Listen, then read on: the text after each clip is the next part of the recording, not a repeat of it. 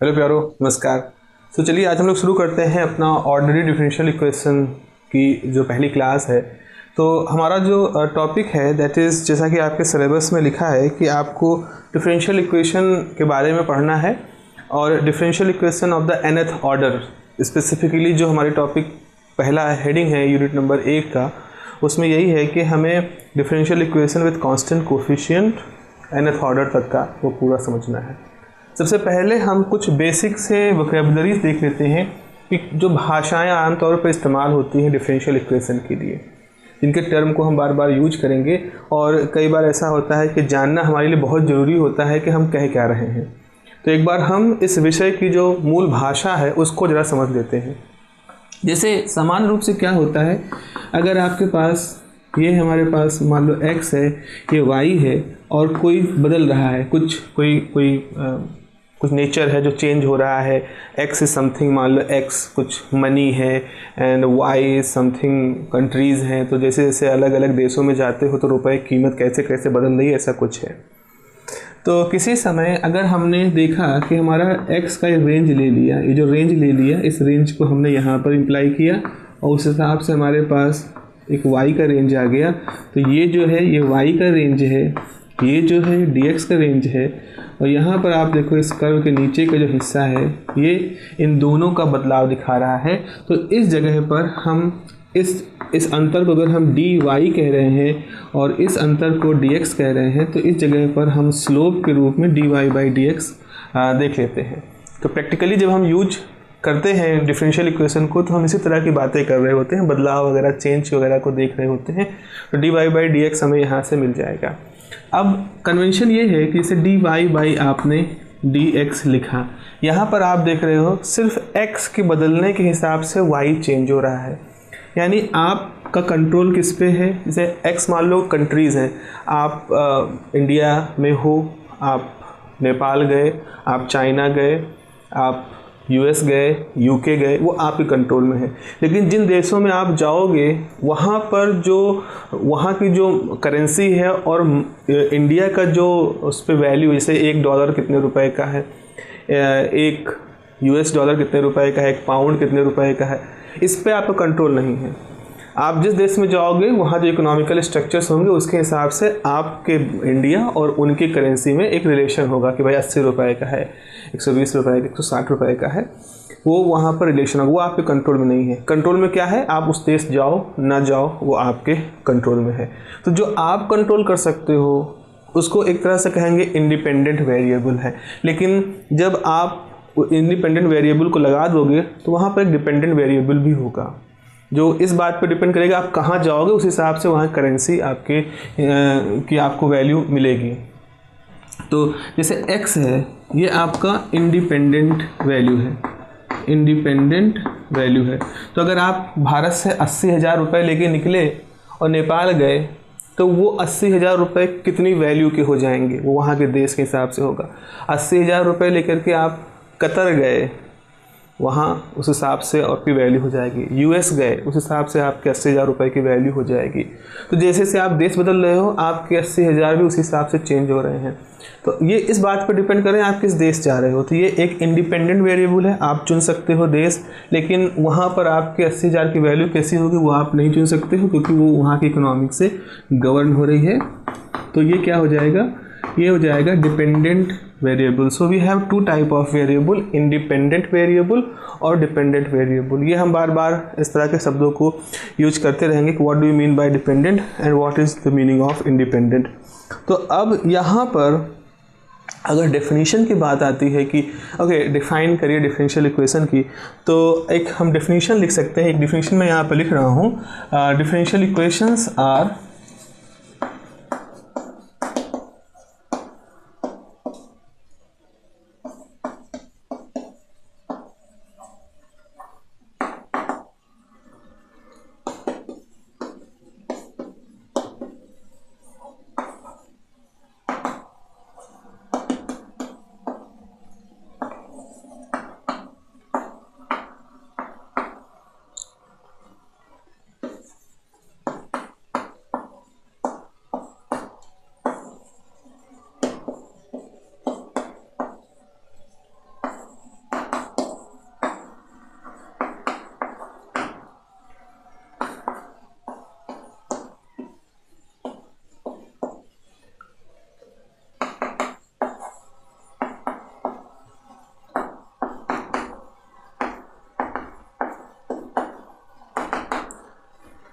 Okay, so this is the definition.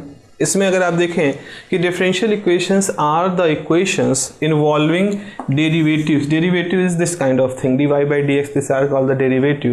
तो यहाँ पर याद रखो इंडिपेंडेंट है, डिपेंडेंट है। Derivatives of one or more dependent variables, जैसे y है, y z हम ले सकते हैं, one or more dependent variables with respect to one or more independent variables. तो ये बहुत ही जनरल डिफरेंशियल इक्वेशन के एक जनरल डेफिनेशन है। मतलब इसके अंदर हमने क्लासिफिकेशन नहीं किया है कि हम ऑर्डिनरी डिफरेंशियल इक्वेशन की बात कर रहे हैं या हम पार्शियल डिफरेंशियल इक्वेशन की बात कर रहे हैं। तो यहाँ पर हम कह रहे हैं कि डिफरेंशियल इक्वेशन एक ऐसा इक्वेशन होती है, ऐसे टर्मों का सम होता है या उनका एक कलेक्शन होता है जिसमें कुछ प्लस माइनस के फंक्शन यूज होते हैं, जिसमें एक या एक से अधिक डिपेंडेंट वेरिएबल, मतलब ये एक या एक से अधिक इंडिपेंडेंट वेरिएबल के साथ डेरिवेटिव की फॉर्म में मौजूद होते हैं। ये हो गया हमारी एक डेफिनेशन। अब यहाँ पर क्या है, यहाँ देखो, यहाँ सिर्फ एक इंडिपेंडेंट वेरिएबल है x और सिर्फ एक डिपेंडेंट वेरिएबल है y। ये बहुत ही सिंपल तरह की चीज़ है। एक का ही बदलाव हम कर रहे हैं x का, और एक ही क्वांटिटी का बदलाव हम देख रहे हैं, इंटरेस्टेड हैं y में। तो this is a very simple kind of thing. So we are not using the simple differential equation, हम यहाँ पर यूज करते हैं ऑर्डिनरी डिफरेंशियल इक्वेशन, ODE इसको हम कहते हैं, इसको हम ODE कहते हैं। यहाँ ऑर्डिनरी होने का मतलब क्या है? ऑर्डिनरी होने का मतलब है सिर्फ एक चीज़ का हम बदलाव कर रहे हैं और एक ही चीज़ का बदलाव, चीज़ मतलब फंक्शन का या क्वांटिटी का हम बदलाव देख रहे हैं। This is the ordinary differential equation. Okay, अच्छा, अगर आप कहोगे सर मान लीजिए कि मोर नंबर ऑफ इंडिपेंडेंट वेरिएबल्स होते, x के साथ y z ये भी होते, हमारे पास ये फ्लेक्सिबिलिटी होती कि हम x भी चेंज कर रहे हैं, y भी चेंज कर रहे हैं, हम z भी चेंज कर रहे हैं, तो क्या होता? तो अब ये अगर होता तो उस समय फिर हमारे डिफरेंशियल इक्वेशन इस तरह ODE ना होती, because it is not an ordinary kind of thing कि आप कई चीज़ों पर निर्भर कर रहे हो। नॉर्मली हम ऐसा ही करते हैं। तो अगर हम कई फैक्टर्स पर डिपेंड करते हैं, जैसे मान लीजिए कि y का जो बदलाव है वो x के हिसाब से भी हो रहा है, वो u के हिसाब से भी हो रहा है, वो v के हिसाब से भी हो सकता है। y का जो वेरिएशन है वो x, u, v मान लो इन तीन फैक्टर्स के हिसाब से हो रहा है। अब आप किसी समय इंटरेस्टेड हो इस y का बदलाव केवल x के साथ देखने पर, लेकिन ऐसी स्थिति में आपको यह मानना पड़ेगा कि u और v कोई असर नहीं डाल रहे हैं। समझ रहे हैं ना आप? असल में y बदलेगा जब x बदलेगा, जब u बदलेगा, जब v बदलेगा, और तीनों ही बदलते रहते हैं। लेकिन अगर किसी समय हमें केवल y का वेरिएशन x के साथ देखना है तो हम ये मानेंगे कि u और v उस समय अपना बदलाव नहीं रख रहे हैं, वो बदल नहीं रहे हैं। ये पार्शियल डिफरेंशियल इक्वेशन की आयलर वगैरह की बातें हैं, आगे वहाँ पर आएंगे। तो फिलहाल ऐसी स्थिति में आप इस्तेमाल करोगे पार्शियल डिफरेंशियल इक्वेशन, जिसको हम कहते हैं PDE। तो आपको PDE यूज करना पड़ेगा। तो इस डेफिनेशन में अगर हम सिर्फ 1 to 1 देख रहे हैं, 1 to 1 मतलब one dependent, one independent, that it is the ordinary differential equation, otherwise it is the extraordinary differential equation। ठीक है, ये आ गई आपके पास बात है यहाँ पे। जैसे अब यहाँ पर कुछ एग्जाम्पल की तरह से बात करें तो जस्ट लेट मी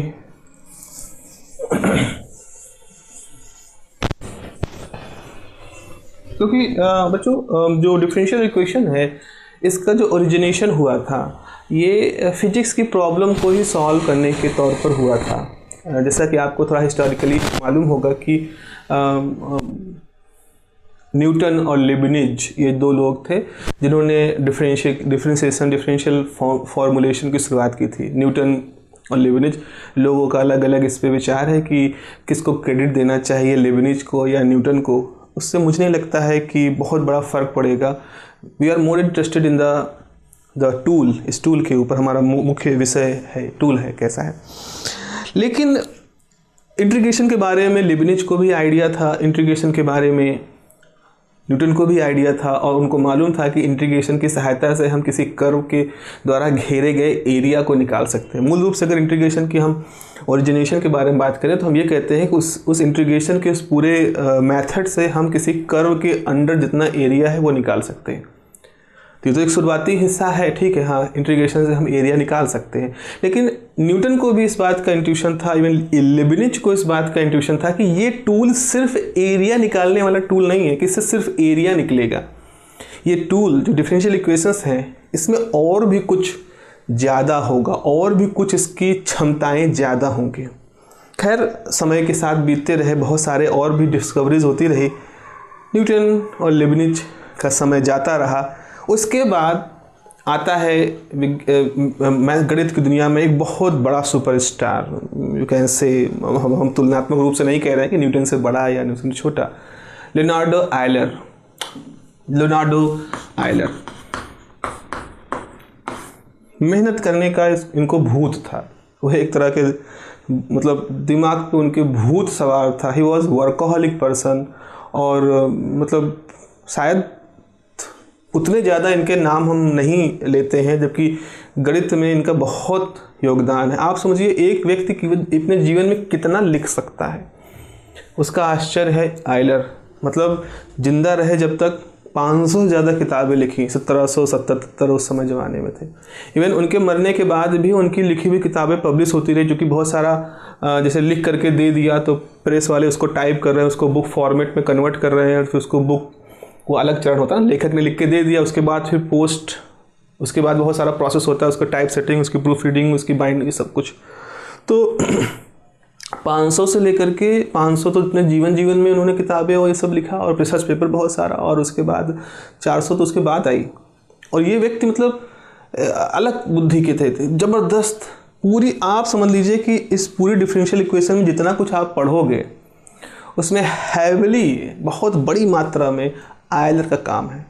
और सिर्फ यहाँ नहीं आयलर ने काम किया, ODE, PDE, कॉम्प्लेक्स इक्वेशन, इन सब को, कॉम्प्लेक्स इंटीग्रेशन, उसके अलावा सेलेस्टिकल मैकेनिक्स में एक बीटा गामा फंक्शन, कितना कुछ उन्होंने किया। इतना कुछ करने, सिर्फ इतना कुछ तो उन्होंने अपने हाथ से किया, और जो काम किया वो था आने वाली पीढ़ी को मोटिवेट किया।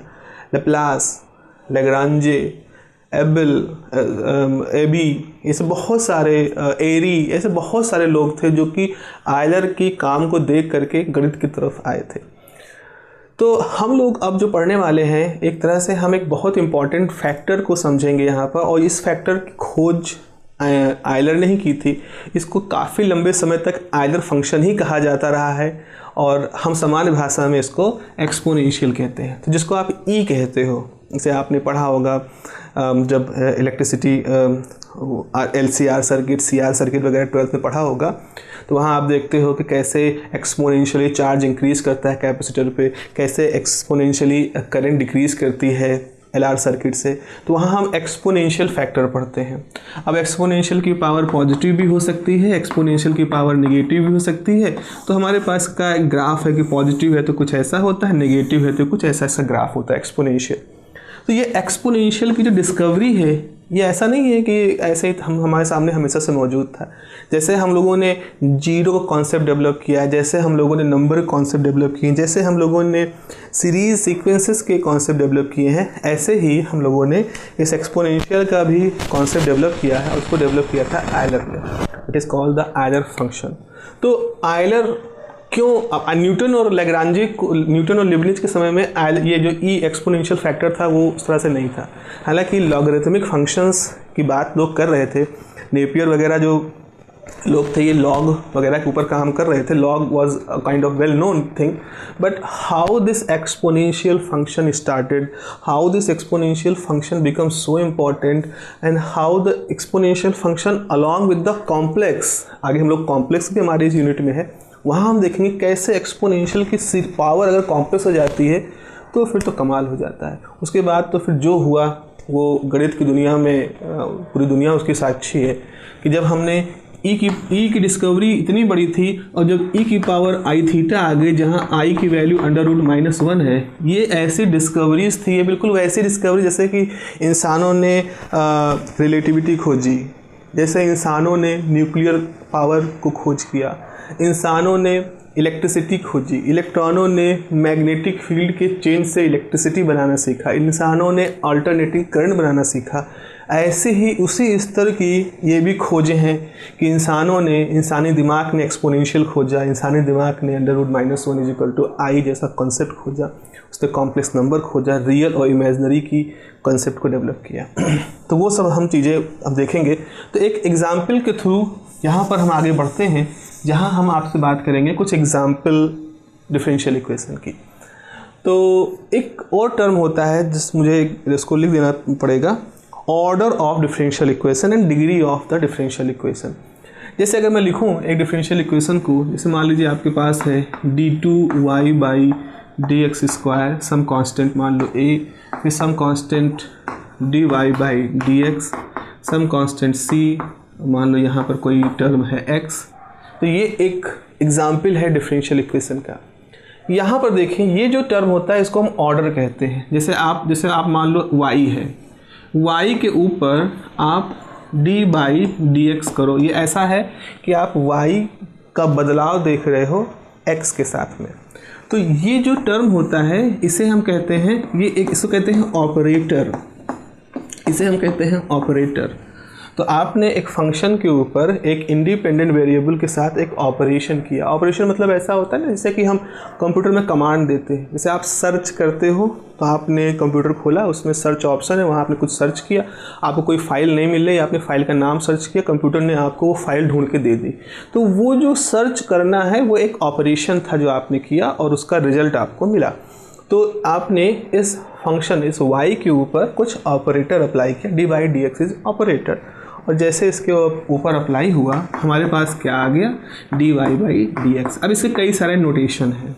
कुछ किताबें इसको ऐसे लिखती, dy/dx को y1 लिखती हैं, कुछ किताबें इसको y' कहती थी। सब इक्विवेलेंट हैं, क्योंकि किताब जब प्रिंट करते हैं जब हम टाइपिंग करते हैं सब इक्वेशंस की, तो ये dy/dx इस तरह से फ्रैक्शन न्यूमरेटर डिनोमिनेटर के रूप में लिखना टाइपिंग में बहुत इशू होता है।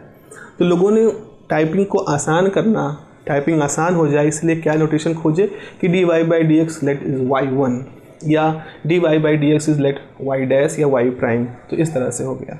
अच्छा, अगर आपके पास y1 है यानी कि dy/dx है, इस पे एक बार फिर से आपने ऑपरेट कर दिया, यानी कि आप कह रहे हो कि d/dx हमने फिर से ऑपरेट कर दिया एक ऐसी जगह पे जहाँ एक बार पहले ही वो ऑपरेट हो चुका था। तो ये 2 बार हो गया, तो इसको ऐसे लिखा जाएगा d2y/dx²।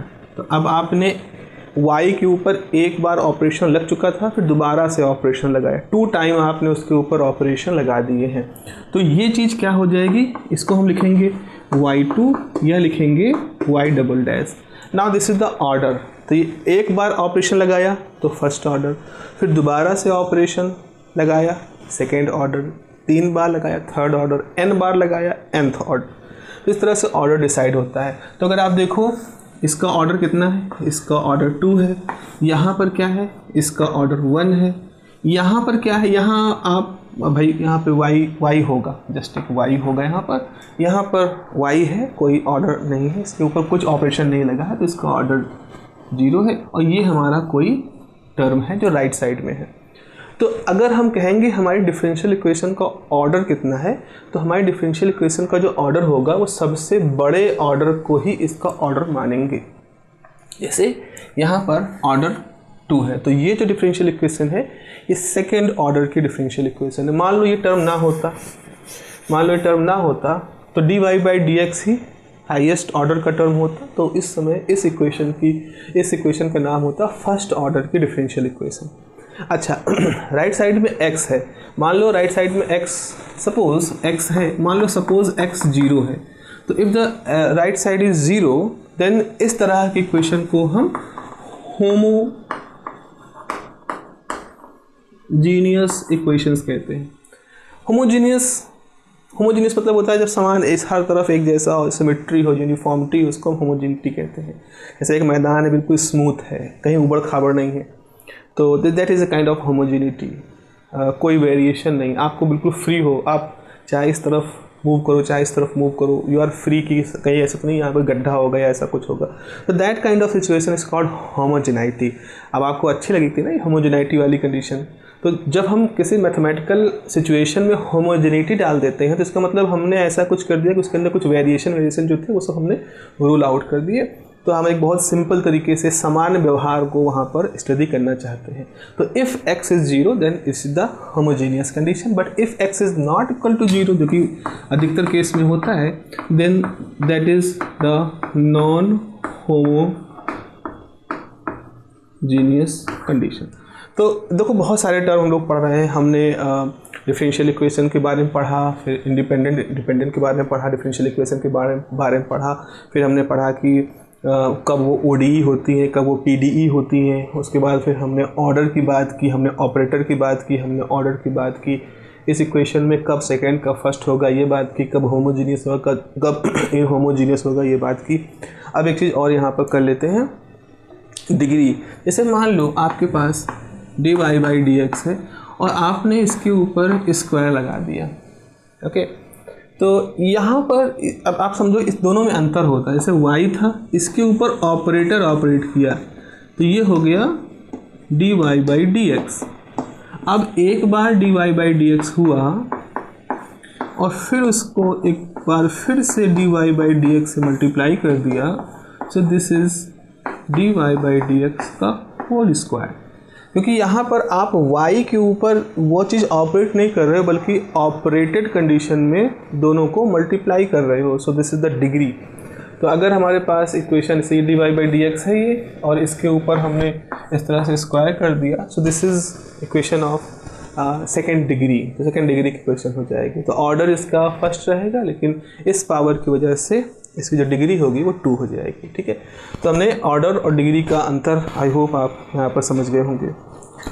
अब लीनियरिटी की, अगर अब यहाँ पर लीनियर और नॉन लीनियर होना भी बहुत ज़रूरी है, इसकी जानकारी होना बहुत ज़रूरी है।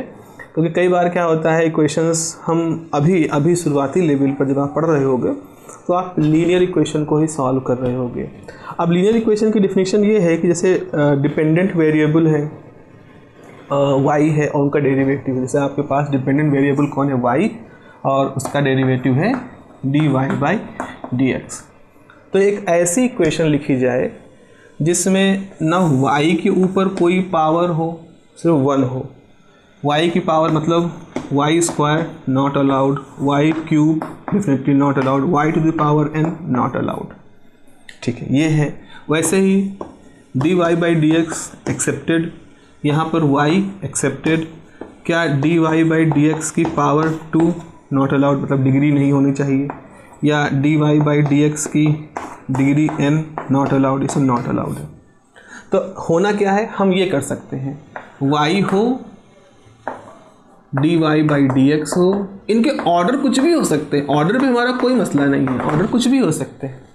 अगर हमारे डिफरेंशियल इक्वेशन में ऐसा है तो वो डिफरेंशियल इक्वेशन लीनियर है, मतलब बिल्कुल एक तरह से very normal kind of thing, linear. हमारे पास तरीके हैं, सरल तरीके हैं जिसको हम आपको सिखा सकते हैं बिना किसी अप्रॉक्सीमेशन को यूज किए, वो है हमारे पास। अच्छा, अगर मान लो कहीं पर ये भी नहीं होना चाहिए कि y है और dy/dx है और इनका प्रोडक्ट है, मतलब आपने इक्वेशन ऐसे लिखी है, ये इक्वेशन है dy/dx ये है, आपने y टाइम dy/dx कर दिया, no this is not allowed, ये नहीं होना चाहिए।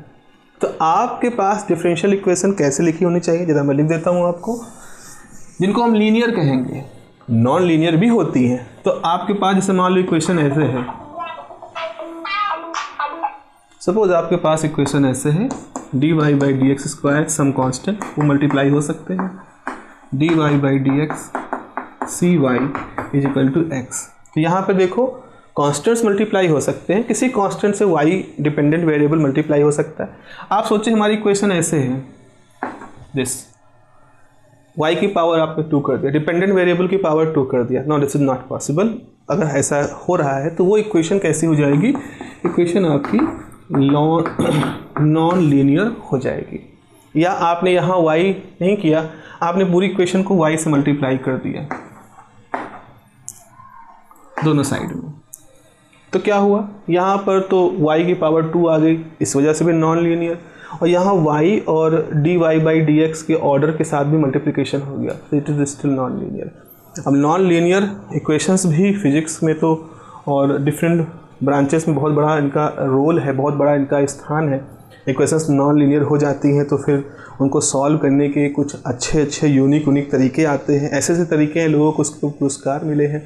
तो ये है हमारे पास लीनियरिटी और नॉन लीनियरिटी का पूरा केस। ठीक है, तो ये जितना भी कुछ है इसको आप नोट कर लीजिएगा अपने पास। जो वोकैबुलरी वाली चीज़ है, वोकैबुलरी मतलब ये जो भाषा है, आने वाले समय में हमने कहा consider the homogeneous differential equation. जैसे हमने होमोजीनियस कहा, you should be able to recognise okay homogeneity means the right side x जो था वो 0 होना चाहिए। हमने कहा कि इक्वेशन नॉन लीनियर है, हालांकि हम लोग पढ़ेंगे नहीं, कोर्स का हिस्सा नहीं, नॉन लीनियर है। तो आपने कहा ओके इसका मतलब ये। अच्छा एक चीज़ और है, जस्ट लास्ट में एक चीज़ कर दे। मान लो हमारे पास dy/dx square some constant y dy/dx plus cy is equal to 0। ये है, हम कह रहे हैं कि हम कहीं पर भी y की पावर नहीं कर सकते या उसको dy/dx के साथ प्रोडक्ट नहीं ले सकते, लेकिन क्या ऐसा हो सकता है कि x टाइम d2v/dx स्क्वायर हो या √x टाइम dy/dx हो? ये तो इंडिपेंडेंट वेरिएबल है, इसके साथ हो सकता है। हाँ, इसके साथ आप लीनियरिटी को एक बार ऑब्जर्व कर सकते हैं। तो इस तरह से हमारी ये पूरी वोकैबुलरी वाला जो था वो हिस्सा हो गया। अब सवाल यहाँ पर आगे होता है कि ये जो इक्वेशंस है, ये तो इक्वेशंस है ना। कोई भी इक्वेशन जो होती है उसका एक हल भी तो होता है, उसका एक सोल्यूशन भी होता है, उसके एक रूट भी होते हैं, सब एक ही चीज़ है। फॉर एग्ज़ाम्पल, जैसे अगर आपने कहा कि हमारे पास 3x square plus 5x plus 2 is equal to 0, ये हमारी एक क्वाड्रेटिक इक्वेशन है। क्वाड्रेटिक इक्वेशन है, आपसे कह रहे हैं इसको सॉल्व करो। सॉल्व करने का मतलब क्या है? सॉल्व करने का मतलब ये होगा कि आपको x की वो वैल्यू पता करनी है जिसको जब इस इक्वेशन में रखा जाए तो लेफ्ट साइड भी 0 आ जाए और राइट साइड तो 0 है ही है। अगर ऐसा हो रहा है तो हम कहेंगे x की वो वैल्यूज़ इस इक्वेशन का सोल्यूशन है या x की वो वैल्यूज़ की रूट हैं जो कि इसको सेटिस्फाई करे। सेटिस्फाई करने का मतलब ये होता है कि राइट साइड और लेफ्ट साइड बराबर हो जाएं। अब इसको सॉल्व करने के आपके पास तरीके हैं। इसको आप जो 3 × 6 और फिर उसको फैक्टर करो कि 5 6 -1, इस तरह से करके आप कर सकते हो। तो जब इसको सॉल्व करते हो तो क्या करते हो, जरा देखो यहाँ पर कैसे होता है। ये 3x स्क्वायर 3 2 6, 5 लाना है तो 6 - 1x plus 2 is equal to 0। तो जाएगा 3x square plus 6x minus x plus 2 is equal to 0। तो यहाँ से हो जाएगा 3x बाहर हो जाएगा x प्लस गड़बड़ कर दिया है इसको सॉल्व, यहाँ माइनस कर दे तो I think then it will be the proper तरीके से हो जाएगा। तो ये हो जाएगा क्या हो जाएगा, कहाँ थे, x - 2 - 1 x प्लस 2 इस 0 ना। तो यहाँ से हो जाएगा x प्लस 2 कॉमन हो गया तो यहाँ बचा 3x - 1 इज इक्वल टू 0। तो अब देखो ये क्या हुआ, आपके पास पावर 2 थी। जब 2 पावर थी तो आपने इस पूरे अलजेब्रिक फंक्शन को 2 ब्रैकेट में ब्रेक कर दिया, फैक्टराइज कर दिया। तो यहाँ से अब आपको अगर इसका सोल्यूशन निकालना है तो आप x प्लस 2 को 0 रखोगे तो यहाँ से आपको मिलेगा x is equal to -2, x is equal to -2। तो ज़रा यहाँ रखो 3 - 2 का square plus 5 - 2 is equal to 0। तो कितना हो जाएगा 3 × 4 - 10 - 2 0। तो ये कितना हो गया 12 minus this is 12 0। Okay satisfied, इसका मतलब x is equal to 2 is solution of this equation. उसके बाद फिर इसको 3x - 1 को 0 रखोगे तो x बराबर 1/3 आएगा। यहाँ करो 3 × 1/3 का होल स्क्वायर प्लस 5 × 1/3 - 2 0। तो ये हो जाएगा 1/3 प्लस 5/3 - 2 0। 3 एलसीएम हो जाएगा तो 1 + 5 - 6 इज़ 0। तो ये कितना होगा 6 - 6/3 इज़ 0 0 0, दिस इज़ द 0।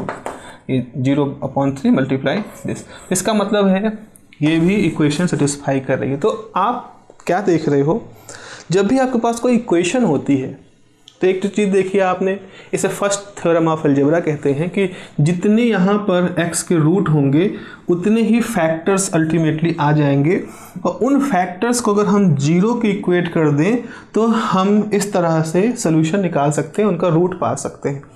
तो अगर हमने कोई डिफरेंशियल इक्वेशन लिखी इस तरह की, तो ये भी जस्ट एक इक्वेशन है। अगर ये इक्वेशन है तो इसका मतलब है इसका कोई सोल्यूशन होगा। अब सोल्यूशन में क्या होगा, जब देखो इस इक्वेशन को देखो, यहाँ जो सोल्यूशन होगा उसमें जो y होगा यानी कि जो डिपेंडेंट वेरिएबल होगा उसमें कुछ टर्म्स होंगे डेफिनेटली होंगे। जितने रूट है कम से कम उतने कांस्टेंट टर्म आप मानोगे। आगे हम लोग पढ़ेंगे थ्योरम्स ऑफ ODE की थ्योरम्स पढ़ेंगे अगली क्लासेस में। और साथ ही साथ उसमें कहीं ना कहीं x का रोल होगा। इस ब्रैकेट के अंदर कुछ ऐसे फंक्शन होंगे, वो साइन के फॉर्म में है, वो कॉस के फॉर्म में, वो एक्सपोनेंशियल के फॉर्म में है, वो किसी पॉलिनोमियल के फॉर्म में है, वो हम देखेंगे किस किस फॉर्म में हो सकते हैं। तो जो सोल्यूशन आप किसी डिफरेंशियल इक्वेशन का बनाते हो तो सोल्यूशन का मतलब क्या होता है। आपसे कहा गया फाइंड द सोल्यूशन, तो दिमाग में सवाल आना चाहिए what do you mean by find the solution. Solution क्यों? Because this is an equation. Equation क्या होती है? इक्वेशन होता है समस्या को हमने अपने तरीके से समझा, सिर्फ समस्या को समझा, समस्या को अपने हिसाब से स्ट्रक्चर कर लिया। अब हमारा अगला सवाल, अगला हिस्सा क्या है? उस समस्या को हल करना। जब तक कोई प्रॉब्लम वर्बल है तो आपने उसको गणित के ढांचे में ढाल दिया। अब गणित के तरीकों को लगा करके उस इक्वेशन को आपको हल करना है, उस समस्या को हल निकाल के देना है, और वही हल है हमारा सोल्यूशन। सो अगर कहा जाए what do you mean by the solution of differential equation, just write some few more lines just to complete the before completing the lecture.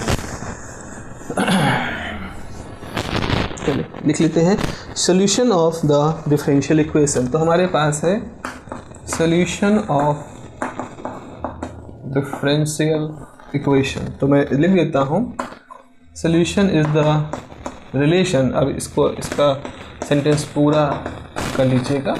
Solution is the relation between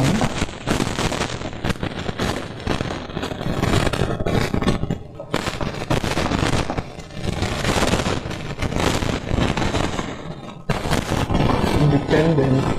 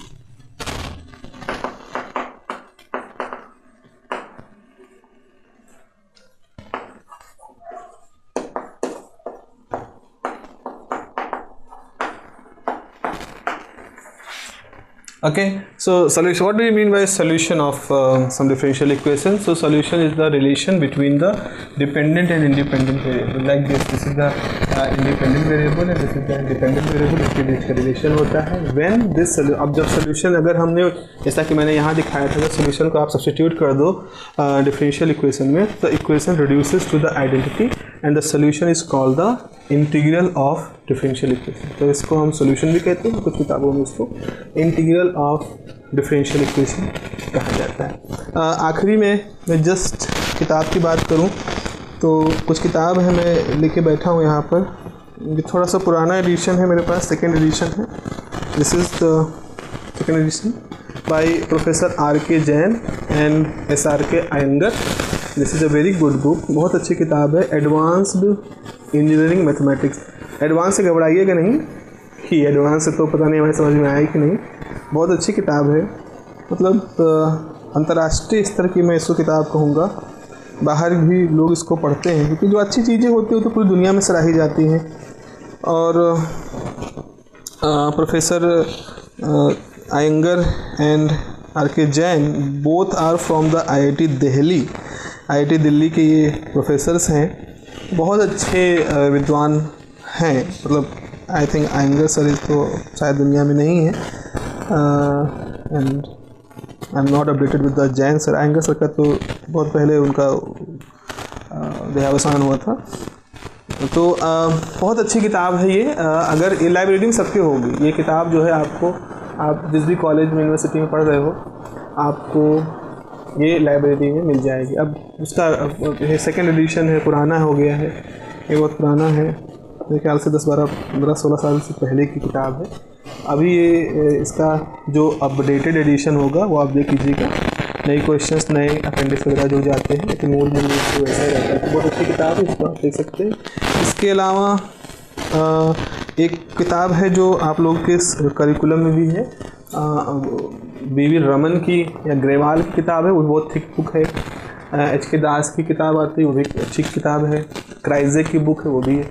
आपको सब नहीं लेना है, आपको कोई भी एक, मेरे ख्याल से ग्रेवाल की किताब ले लो या रमन की किताब, वी.वी. रमन आई थिंक उनका नाम है, दोनों में से कोई एक किताब ले लो और उसमें जो सॉल्व्ड एग्जाम्पल हैं उनको आप सॉल्व करना शुरू कर दो। अभी क्लास आप देखो, क्लास के बाद जो तरीके हमने बताए, जितना सोचने को मैं आपको मोटिवेट कर रहा हूँ, कोशिश करो कि थोड़ा सा उनको लेते हुए इन किताबों के जो सॉल्व्ड एग्जाम्पल हैं उनको करो, बिना सोल्यूशन देखे। उससे क्या होने वाला है कि आप जब उसको सॉल्व करना शुरू करोगे अपने आप बिना सोल्यूशन देखे, तो किसी समय जब कहीं पर रुक जाओगे या आप कुछ आंसर निकालोगे तो एक बार आप उसको क्रॉस वेरीफाई कर सकते हो कि जो किया है वो सही किया है कि नहीं। तो अगर प्रोसेस आपको लग रहा है कि आपने वैसे अपनाया है, इसमें that you are the right track. और अगर कहीं पे कुछ गड़बड़ी होती है तो आपको क्रॉस चेक कर लेते हो कहाँ हमसे गलती हो रही थी। अभी आपको अनसॉल्व एक्सरसाइजेस नहीं करनी है, बिकॉज अभी आप अपने इसमें पारंगत नहीं हुए हो।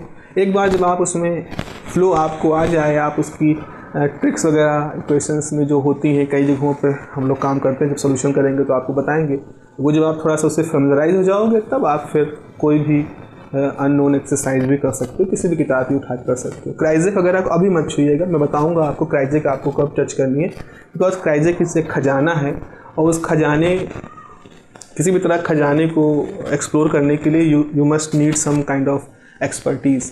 सो क्राइजेक में थोड़ा सा डिले रहेगा अभी आपको वहाँ जाने में। अभी आप चाहे अयंगर सर की बुक ले लो, चाहे आप H.K. दास सर की बुक ले लो या वी.वी. रमन सर की बुक ले लो, कोई भी ग्रेवाल सर की कोई भी आप बुक ले लो और उसको आप देख सकते हैं। इवन शायद इंजीनियरिंग फिजिक्स करके N.P. बाली जी की बुक भी आती है, तो कोई भी बुक आप इंजीनियरिंग फिजिक्स की जिसमें इस तरह के क्वेश्चंस चैप्टर है उनको आप ले सकते हैं। ठीक है, चलिए फिर मिलते हैं अगली क्लास में। और अगली क्लास में हम कुछ जनरल एग्जाम्पल करेंगे। Even linear equation with constant coefficient पर सीधे जंप करने से पहले हम एक स्ट्रक्चर थोड़ा सा उसका देख लेंगे और कुछ एक्सपोनेंशियल वाले जो फर्स्ट ऑर्डर डिफरेंशियल इक्वेशन में जो आता है उसको थोड़ा सा पढ़ लेंगे। Then we will go to the linear equation with the constant coefficient. Okay, take care, have a nice day, bye bye.